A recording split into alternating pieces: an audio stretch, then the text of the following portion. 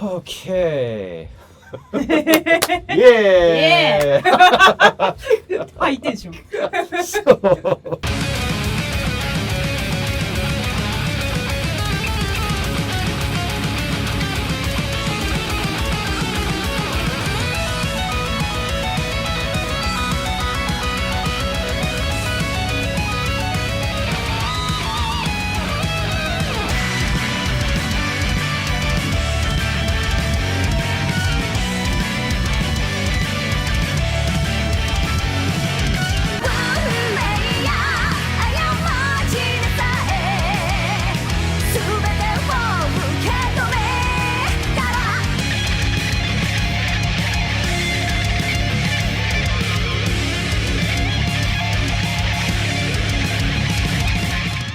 Hi everybody, this is Peter coming to you from Shimokitazawa along with Sally.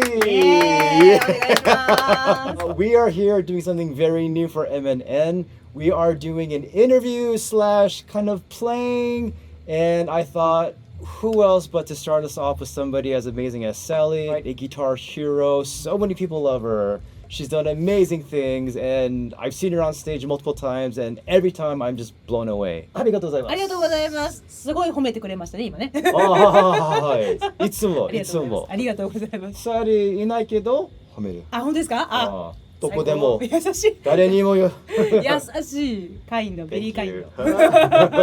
We're here at the studio here in Shimokitazawa, and we're gonna try some stuff. I'm gonna try some stuff. She can do it. I can't, but we're gonna try, and it's gonna be a good time. Let's see what happens here tonight. ちょっと寒いですね、最近。そうですね。もう冷蔵庫みたい。手は大丈夫？もうガチガチなだから冬のライブの日とかはすごくあったかいお湯をライブハウスとかで出して、でずっともう本当に3分ぐらい浸して温めます。本番前すごい冷えるから。Alright, soじゃあ春は今年バニのアルバム出しました。ありがとうございます。はい。So she put out her first album this year, Burn It. いろいろなゲストもボーカルも、でも曲は全部とそうです。はいですね。インスト曲5曲と、歌物3曲の8曲入りなんですけど。歌詞もですね。そうです。書かせていただいて。英語はできないけどできないけど歌詞はい作曲しました。やばい。いやだからその学校でね、日本の学校で習うような、その書き言葉はまあなんとなくやってますけど、でも多分読んだらなんかこれ間違えてるよとか多分あると思うんですけど、頑張って書きました。英語合ってんのかな。でもそれは日本の魅力、なんか英語は使うけどちょっとおかしいけど、でもそんなおかしさちょっと魅力です。これはちょっと日本のスタイルで。じゃあなんか日本人の人が書く英語なんか感じがあるってことですね。文法は完璧じゃないけど、これはちょっと日本のスタイル。じゃあなんとなく意味は伝わる。大体。それはよかった。ちょっと安心。でもサリは自分の考えでサリの音は何ですか？私らしさってことですよね。なんでしょう、パワー感のある音を、あと生々しさとパワー感をすごいリアリティとパワーをすごい大事に考えてて、なんでドライブゲイン歪ませるのはもう今日マーシャル2000ですけど、チューブアンプの歪みだけで作ってるんですよ。足元、エフェクターでは、ドライブかけてないんですよ、一切。で足元はディレイとブースターだけ、もうその2つだけにして、もう潔くってちょっとシンプルに、より一層シンプルに。だからよく男らしいセッティングだねってよく言われるんですけど、すごい古臭いやり方してます。すごいなんか本当正統派なやり方をしてます。なんでそれがまあ結構私の性格も出てるかもしれないなと思って。Very simple. Looking at it now are the pedals. すごいシンプルなセッティングをしております。そしたらサリのリフとかリク、だから人がここに来てこれはサリだ。そんなちょっとリフとかディックありますか？そうですね。なんかベンドとか、このなんかドドドドドドドなんだろう、そういう感じありますか？そうですね。でも人に言われるのは、フレーズとしてっていうよりかは、ビブラートとかで言われます。その、なんかこれチョーキングだ。この深めにかけるビブラート。このねちっこいビブラートが私っぽいよねって言われたり、なんならフレーズじゃないんですけど、曲が始まるときに、シャンシャンシャンシャンジャーンって入る曲とかの前に、すごいグリスって言うんですけど、これめちゃくちゃやるんですよ、私。やりすぎって怒られるぐらいやるんですよ。シャンシャンでこれをやると、あ、サリちゃんだってすごい言われるんですよ。なんでこれは自分の中であるなって思ってんのと、なんかみたいな動きやりがち。こういうリフやりがち。なんかみたいな、なんかすごいシンプルなリフとか、なんか無意識にやってたりするんですけど、でもそうですね、フレーズで私らしさをなんか思ってもらえてるのが何かっていうのは、私は逆になんか分かってないんですけど、要は人がどう思ってるのか。ただ前ファンミーティングとかで私普段なんかこういうフレーズよくやりますよねみたいなやったら、あ、よくやるよね、手癖だよねってよくなんかこういう音階とかよく使う。これなんて言うんですか、これちょっとアラビアン音階みたいな、なんかそんな感じ好きです。なんかもうこういうのとか頻繁にやるし、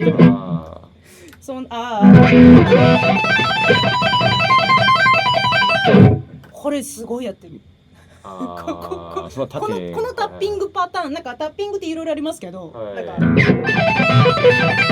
とかもありますけど、私はこれをすごいやっちゃう。これ癖です。これ癖。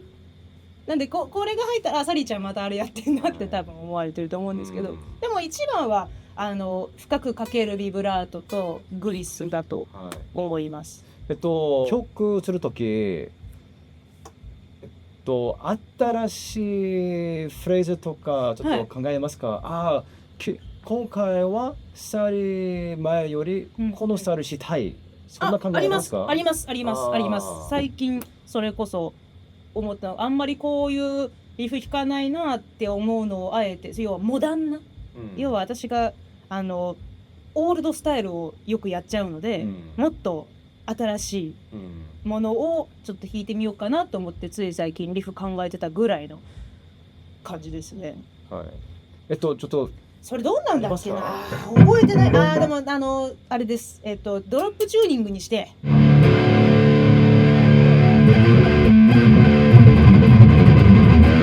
なんかこんなん適当になんか開放弦、ドロップチューニングにして6弦とか5弦の開放弦を使うような、ちょっとメタルコアみたいなものはちょっと考えたりします。あまりメタルコアしないけど、今はちょっと最近ちょっと取り入れてみようかなっていうのがあったりしますね。サリーのギタープレインは誰にちょっと一番来ましたか？影響？そうですね。よく皆さん有名なギタリストの方とかをお名前出されると思うんですけど、根本的には自分の父親なんですよ。もともとギターを始めたきっかけが、自分の父親がギターを弾く人で、父親が私の師匠先生だったので、もう父親のエッセンスで土台を作って、ベースを作って、そっから、他の有名なギタリストの方とかをこう見てって、エッセンスを取り入れてって感じなんで、一番大きいところは父親で、その次に影響を受けたのは日本のジャパニーズメタルって言われるジャンル、ジャパンメタルですねの、ギタリストの方とか、44マグナムジミーさんとか、ラウドネイソンの高崎明さんとか、デッドエンドの足立裕二さんとかの、それぞれ全然スタイル違うんですけど、あの時代のギタリストの方、あとはイングエとか父親が頻繁に聴いたり弾いてたりしてたので、そこのエッセンスをかなり強く受けてるような気はしています。影響を受けてます。初めては何を学んでもらいましたか？初めて一番まあ覚えてますか？一番最初でもエレキギター持たせてもらえなくて、フォークギターを渡されて、とりあえずこういう C 多分ね C が最初だったんじゃないかな。 C D みたいな、もう C もう C もう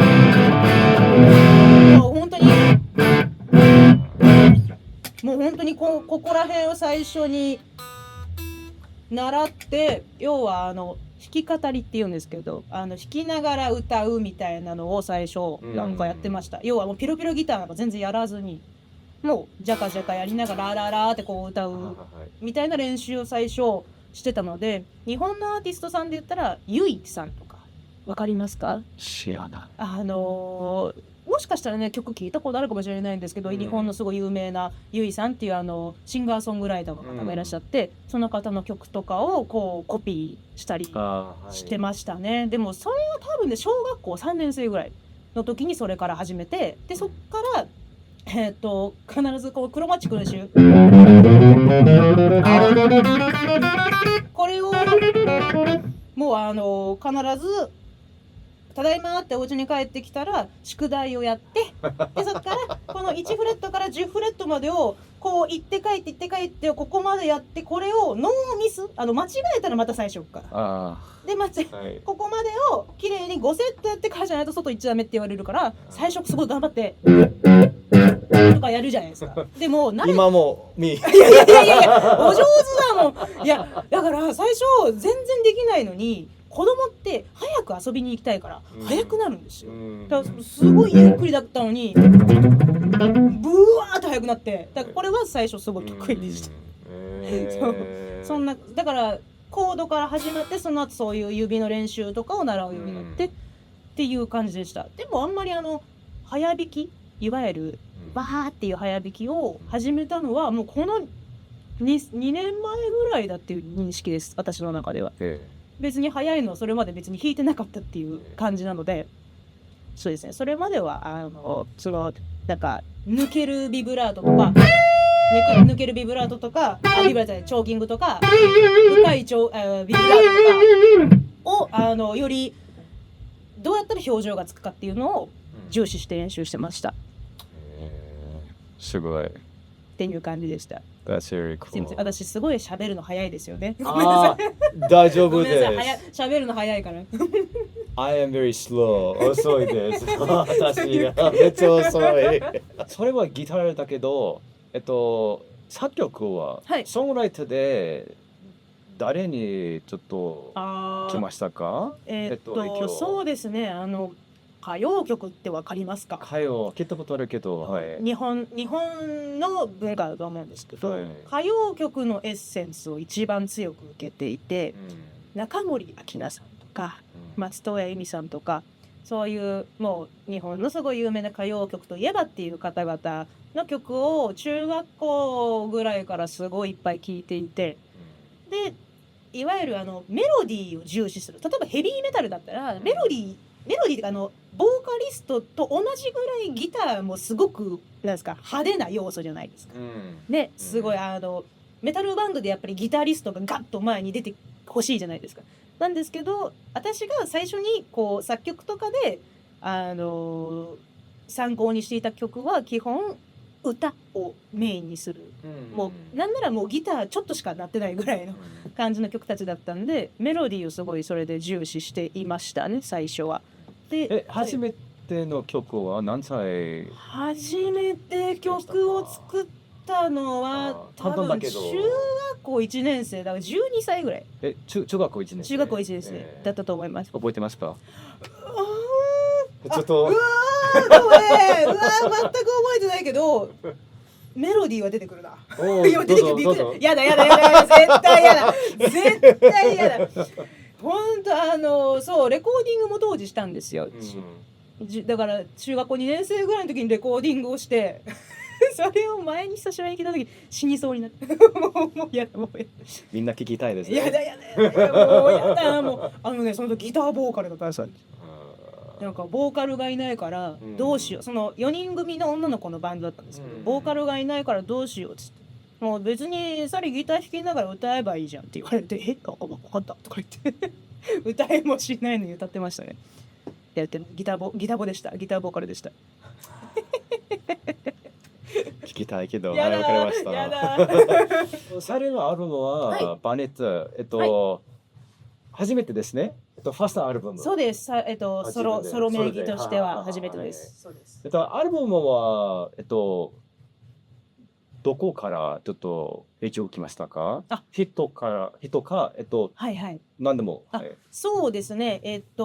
まず大前提、私の今までだから中学生ぐらいからずっとバンド活動してるので、もう、15年そこらぐらいの活動の集大成っていうイメージのアルバムなんですよ。なんで基本はもう何にももう小細工せずに私から自然に出てきた、フレーズとかを曲にしたっていうのが正直なところなんですけど、例えば「Into the Desire」とかは「Into the Desire」っていう冠さんに歌っていただいた曲があるんですけど、あれとかはジューダスとかアイアンメイデンとかディープパープルとかのをちょっとオマージュさせていただいた、ちょっとフフみたいな感じの曲なんですよ。でも本当にウエスタン、アメリカとか、イギリスの、漢字メロディー、もらいました。本当ですか？嬉しいですね。嬉しいですね。もうもうみんなこういうの好きでしょっていうのをいい曲です。もう分かち合いたいって、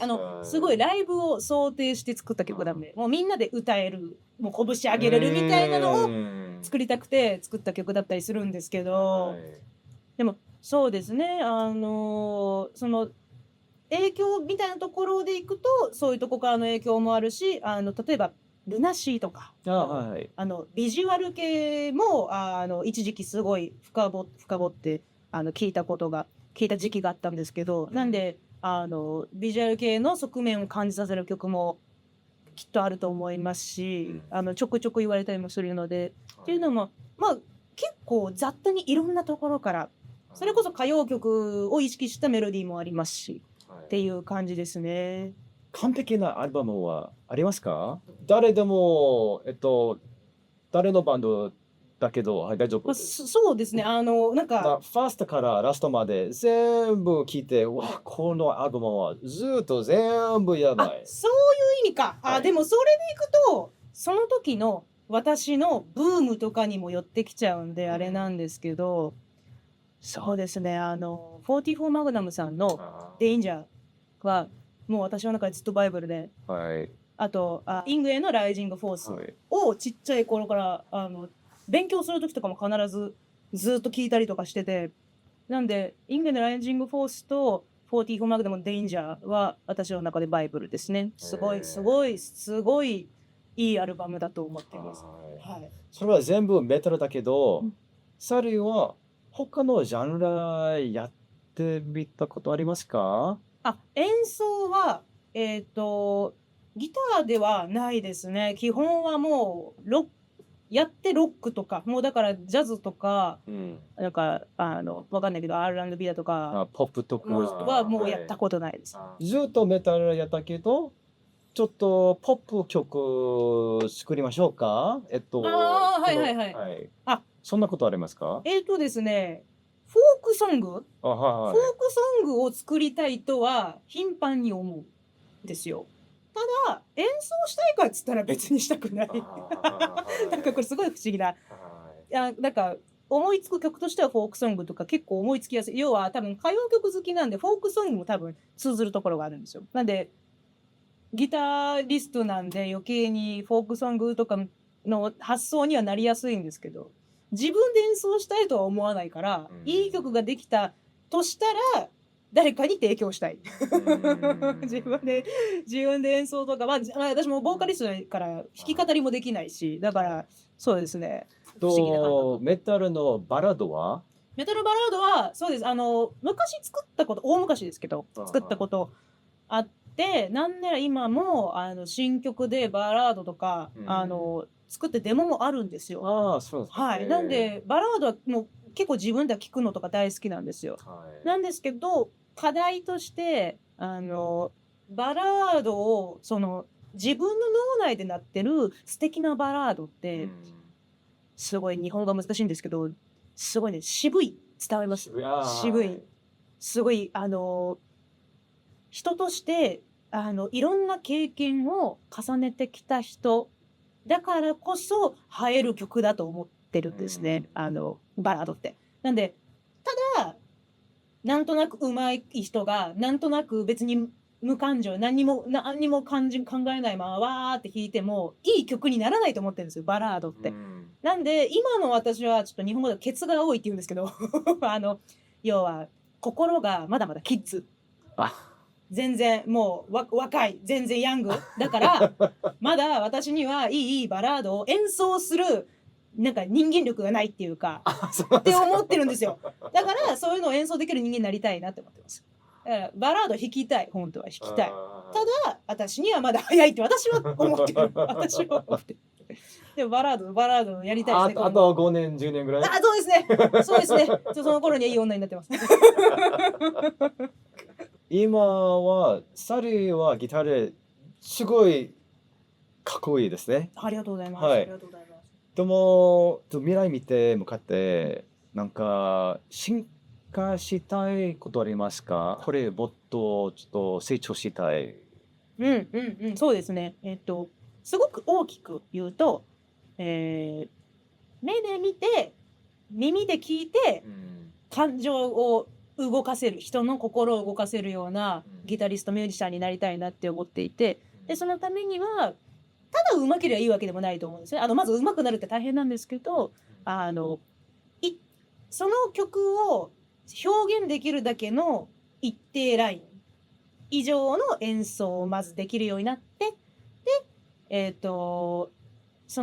やっぱライブを想定するので、ライブの時に見てうわかっこいいって思ってもらえるようなギタリストになりたい。やっぱメタルですけど、大きく言うとロックギタリストってやっぱかっこよくないとダメだと思ってるんですよ。なんかやっぱりロックギタリストはもう上手い下手関係なくパッて見てなんか知んないけどかっこいい、あの人みたいになりたいって思わせるようなものであってほしいです、ギタリストって。なんで私はそういう、目で見て耳で聞いてそういう風に思ってもらえるようなギタリストになりたいし、そうギターを聴いて心が浄化されていくような、元気が出るとことん泣けるでも何でもいいんですけど、そういう人の感情に寄り添えるギタリストになりたいなって思ってて、でもっと細かいこと言うと技術的なテクニック的な話でいくとブリッジミュート、ここブリッジって言いますよね。でブリッジで要は何もしなかったらって音が鳴るんですけど、ミュートすると今こういう音が鳴るわけですよ。でこれのミュートする位置でどんどん音変わりますよね。でここのめちゃくちゃいいポイントに瞬時に当てられるようになって、かつ機材の勉強とかをもっとしてもう会場全体に私のブリッジミュートが響いて全員のお腹にグッてくるぐらいの演奏ができるようになりたいって思ってます。でこれが1個と、もっとマニアックなこと言うとオルタネートピッキングをもっと強化したいと思っていて、ダウンピッキングは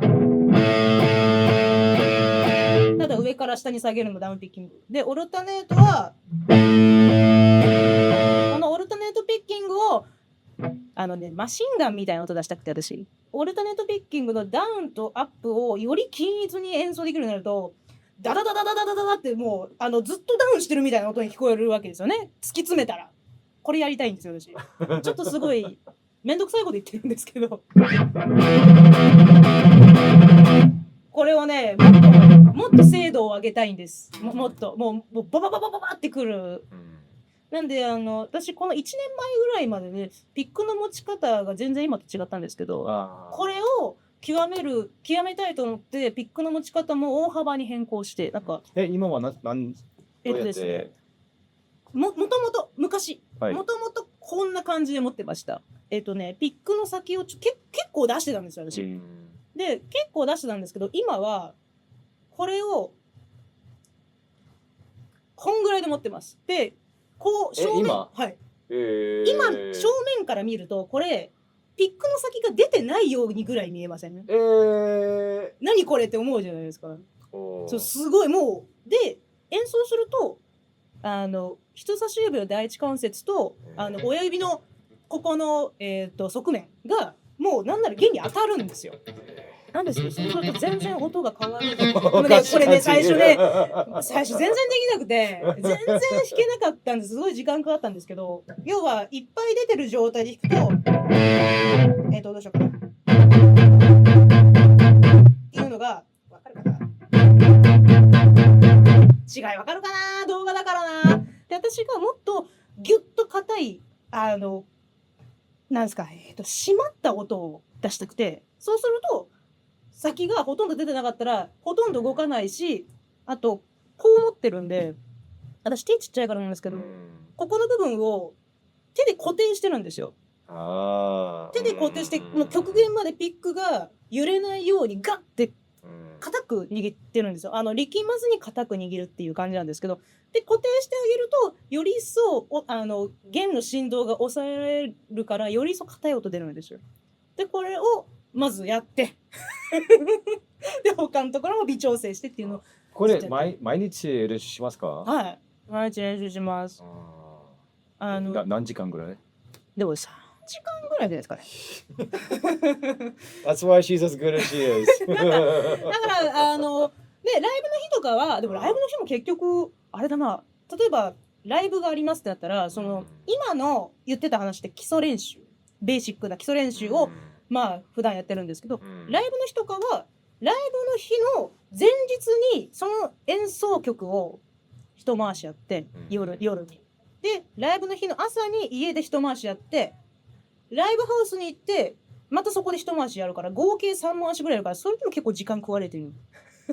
そんなにやる必要あるかなと思うんですけど、なんか心配性でいっぱい弾いちゃう。だから手が痛くなったら休みましょう。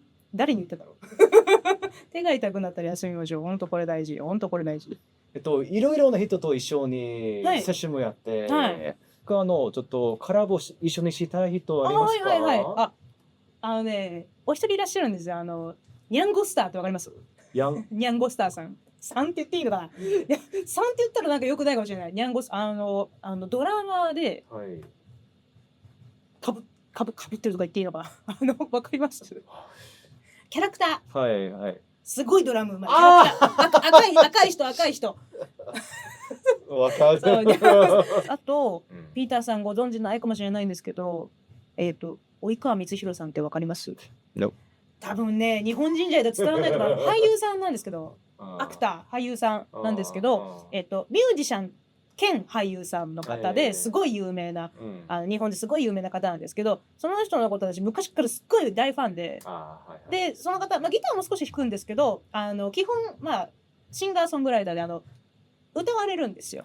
なんで、及川光弘さんとコラボとかできたらもう私はもう言い残すことはないです。最後に、サリーがこれを言ったら、知らなかった。知らなかった。なんかびっくりほど。それが好き？これ食べる？これ見る？これやる？タバコ吸わないですよ、私。それ、なんかよく言われるんですよ。めちゃくちゃお酒いっぱい飲んで、めっちゃタバコ吸ってって思われるんですけど、お酒弱いし。弱いですか？弱いんですよ。大好きなんですけど、すぐ酔っ払うんですよ。大好きなんですけど、タバコもやっぱ吸わないし、あんまりね、みんなが思ってるよりちゃんとしてると思ってる。どんなイメージですか、私？強い。強く見えます？私ね、お化けすごいダメ。本当にホラー苦手だし、一人になるとすごい寂しがるし。弱い人すごい弱い。私それ全然もうよくすごい明るい人だって言ってもらえるんですけど、みんなと一緒にいると楽しいから明るいんですよ。でも誰かと一緒にいればこのテンションなんですけど、一人だとねすごい暗い。ネクラだと思ってます。一人だと。どっちも私。今取り繕ってるとかじゃなくてどっちも私なんですけど、そういう沈んだ時に歌詞書くとちょうどいいんですよ。そういう時に曲とかもそういう時の方がやっぱ生まれやすいし、だから私寂しがりだから見かけたら声かけてください。だから心も柔らかいですか？めっちゃ柔らかいですか？心柔らかい。あ、柔らかいですよ。私もうすごい日本語で繊細って言うんですけど、弱い。弱い。もう弱いって英語なんて言います？弱い？ウィでもウィックけど英語でこの場合はsoft？ ソフトなんだ。I'm soft。そう。もう全然ノーストロング。びっくり。強く見えてた。強く見えてた。ギターは強いけど。ギター強い。めっちゃ強い。スタジオで、はい、ここにと一緒にやって、ちょっと弾きましょうか。ぜひ、ピーターさん、かっこいいギター持ってますよ。ほら、ゼマイティス。はい、ゼマイティスけど、some of you know, this is a Miko Kobato signature flappy pigeon。お好きですね。はい。でも、サルもゼマイティスも弾きますね。はい、ゼマイティスも弾きます。昔の写真見て、よくそうですね。もともと、ゼマイティスの、エンドーサーだったので、お世話になってて、今日は、ディーン様です。もうね、ヘッドが大きい。私の顔ぐらいあるって言ったら、ちょっと言い過ぎかな。So I know that Sally loves Metallica, and her favorite song is Creeping Death. So we're gonna try to play a little bit together, a little bit. And then she will play one of her own songs. So let's go ahead and try that. So please listen. Please forgive me if I screw up. And I asked her if we can make the song slower because I cannot play at the original speed because that's insane. She can. But check it out and please don't hurt me in the comments and praise her all you want. That's fine. はい、行きましょうか。よろしくお願い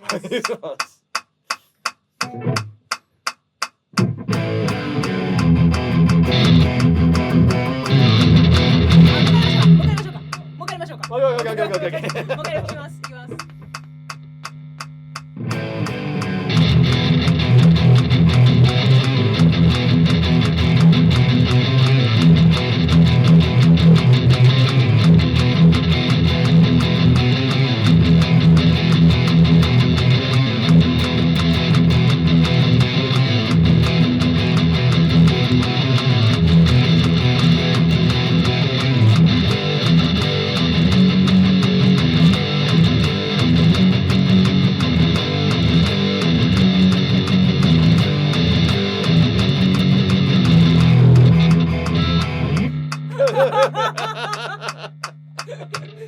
それだけしましょうか。